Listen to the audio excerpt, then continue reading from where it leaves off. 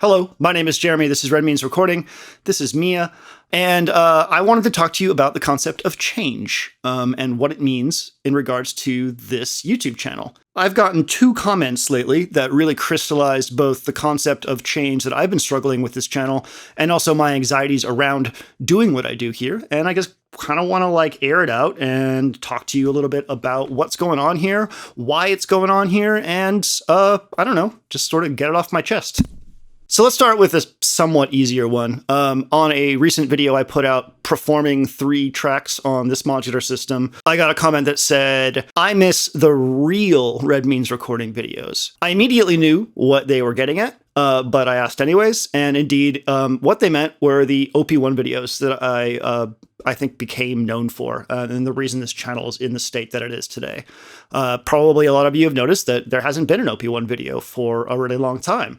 If anyone's joined my Discord, they probably have read the intro text that say, "Don't ask when the next OP1 video is," because I just can't do them anymore for a lot of reasons. I'll give you a quick rundown of why. By the time I had gotten to the probably the most popular OP1 video that I did called "I Need You," I don't know if it's clear from the text in there, but I was already having a crisis of conscience regarding the future of that format, my ability to continue it, and my anxieties around, being in a rut creatively. I've said everything I can say with those videos, both musically and also creatively from the production standpoint. There's nothing more that I want to say with them.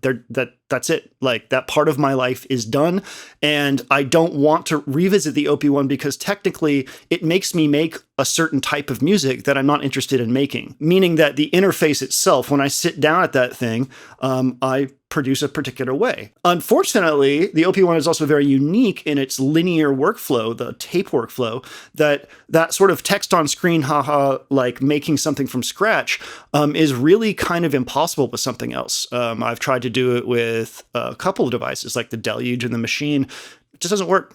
Anything that's got a sequencer that you can just revisit and then it doesn't work. It's it doesn't have the same sort of feel to it. So I was feeling stifled creatively in the format. I was feeling stifled musically. And then there was also the external pressure, meaning that it was very clear that style of video had been adopted by a lot of people to varying degrees. And I no longer felt like I was doing something unique anymore. It was like looking at a funhouse mirror thing where it's okay, well, is this what I look like? Is this what people think of me is this what I was asking myself when I was looking at the other people doing this content? And I don't mean that for the most part maliciously. I wasn't looking down at people. I just no longer felt like what I was doing was special anymore. And I didn't want to be just another voice in the crowd in that respect. So I stopped doing them, and I tried to pivot to creating a large variety of content that sort of runs the gambit between music creation, music performance, education, and gear demos, with the occasional silly music video and stuff like that. What's wild to me is that it's not like I've started playing World of Warcraft or something. It's the channel really hasn't changed its subject. Everything I was doing during that period of time is present in what I'm doing now. It's just not wrapped up in this $1,400 Swedish synthesizer that happens to present very, very well on camera and a bunch of thinly veiled furry jokes. And I still do the furry jokes. I don't know what you want from me. The other thing that happened in relation to this was that I started doing creative work full-time for myself. At the beginning of the pandemic, I was fired from my full-time video job, and I decided to make a go of this as my full-time job. So YouTube's one part of it, obviously a big part of it. It's sort of the public-facing part of it. I have the Patreon, which provides most of my income, and then I do lessons. I do one-on-one lessons with people, which you can, sign up for if you want. And that's been really cool. The fact that I have been working for myself and helping other people through various roadblocks musically and helping teach people directly how to better use their gear and write songs and do all that fun stuff. That's really, really fulfilling. And I finally feel like I'm doing something that's not just for me. I feel like I'm actually making a difference in that respect. And I really, really hope that it continues. that mentality, that sort of like the teaching mentality, is a really, really big part of what I want this channel to be. And so before we get to the second comment, I'll just kind of nail down what you can expect from Red Means Recording from here on out. You're going to see a lot of modular stuff because I love modular. Like, it has allowed me to perform music and think of music in ways and do sound design and be creative in a way that I never thought possible. And I love it to death. I know modular isn't for everybody. Like, I get it. So what I've been trying to do is take the concepts that I've been learning in modular and try to bring them into things that are more accessible for people. But my heart belongs to this stuff right now. I really, really, really love it. So hopefully you find... Hi. I have to take so many breaks because she's being such a... What are you doing? Hey, calm down. Okay, Mia's gone. So yeah, we'll have modular stuff. We will have software stuff because I think the software world is pretty incredible right now. Some of the more, cinematic or beautiful pieces of software that are out there, whether they're effects or multi-sampled instruments. I mean, I did a whole series on Pigments that should get you up and running in that. So yeah, you'll see some software videos here and there. And of course, you will see videos on new gear or synths that may be coming out in the future because I work with companies who want me to show off their gear. And that brings me to the second comment that I saw. There was this guy that was like watching a bunch of my videos. He made some shitty like influencer comment on my OP1 tutorial series, which again, it's like, I'm sorry that I made a 7-part video series trying to demystify this synthesizer. My bad. Yeah, that was a real influencer move. So he shit talked the audio quality on the OP1 videos and made some kind of snide influencer remark. And then his next comment was on the Angstrom jam that I did over here on the Big System with the Korg Modwave, which was overwhelmingly favorably received. Oh, an influencer made a good track. Wow.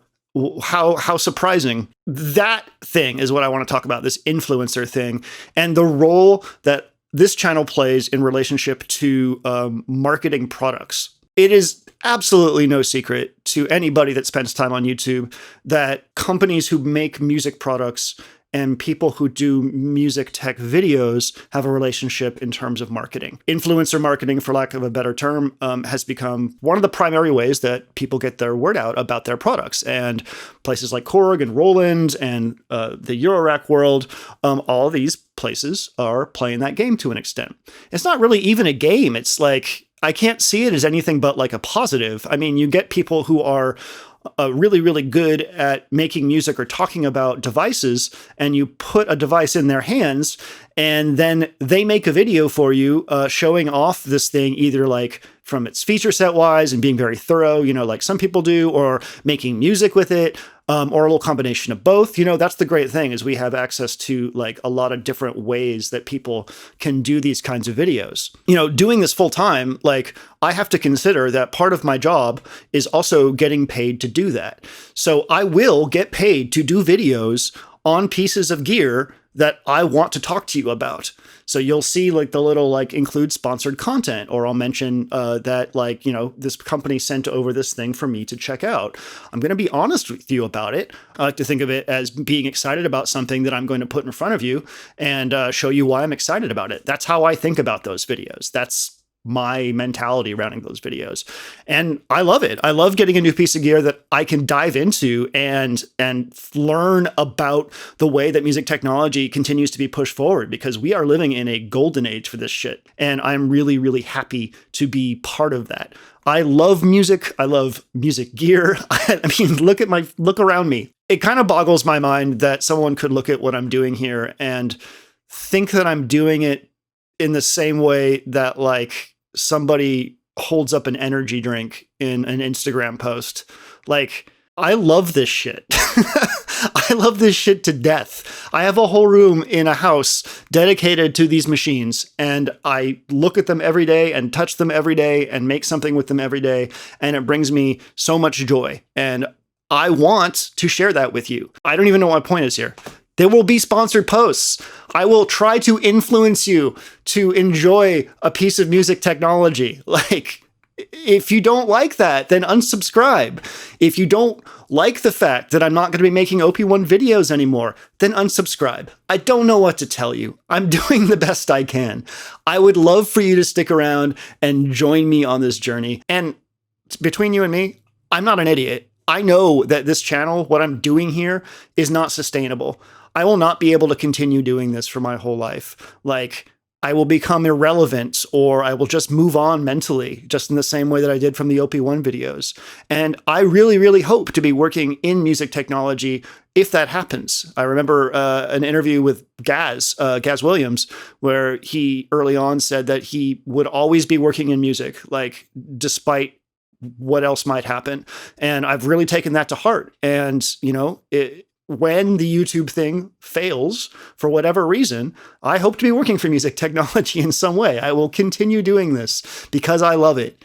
If that's not clear by now, I don't know what else to tell you. I didn't really want to get heated about this. I feel like I've been a little whiny, so I apologize for that. But I really, really wanted to just sort of talk to you parasocially and clear the air a little bit about what's going on here and what you can expect from Red Means Recording. Again, I hope you stick around. I'm having a lot of fun. There's a lot more fun stuff coming up and educational stuff coming up. And yeah, you all have been a incredible boon to my confidence as a creative, as a musician, as a person. And for that, I will always be grateful. So take care of yourselves. I'll see you in the next video that will be a lot less whatever this is. And I hope you have a wonderful day.